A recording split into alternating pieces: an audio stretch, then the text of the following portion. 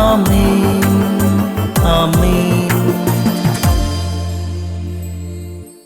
യേശുവിൻ്റെ ഏറ്റവും പ്രിയമുള്ള കുഞ്ഞെ, പലപ്പോഴും ചിലരോടൊക്കെ ചോദിക്കുമ്പോൾ ഞാൻ ഉറങ്ങിപ്പോയി, ഞാൻ മയങ്ങിപ്പോയി, വലിയ ക്ഷീണമായിരുന്നു, കിടന്നുപോയി, അറിഞ്ഞില്ല എന്നൊക്കെ പറയും.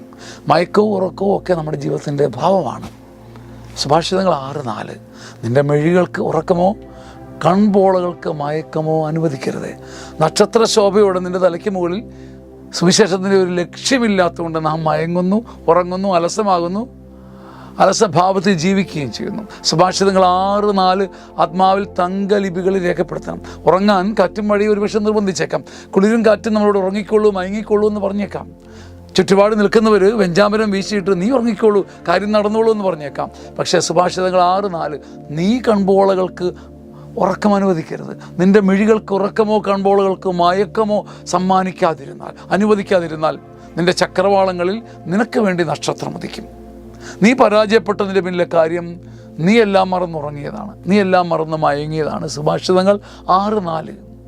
എല്ലാവരും ഉറങ്ങിക്കോളാൻ പറയും, പക്ഷെ നീ ഉറക്കം അനുവദിക്കരുത്. നിൻ്റെ മിഴികൾക്ക് ഉറക്കമോ കൺപോളകൾക്ക് മയക്കമോ അനുവദിക്കാതിരുന്നാൽ, ജ്വലിക്കുന്ന ഹൃദയത്തോടെ നീ ഈ സുവിശേഷ വീതിയിൽ നടന്നാൽ നീ കൊയ്തെടുക്കും ആത്മാക്കളെയും ജീവിതത്തെയും ഭാഗ്യങ്ങളെയും അനുഗ്രഹത്തെയും.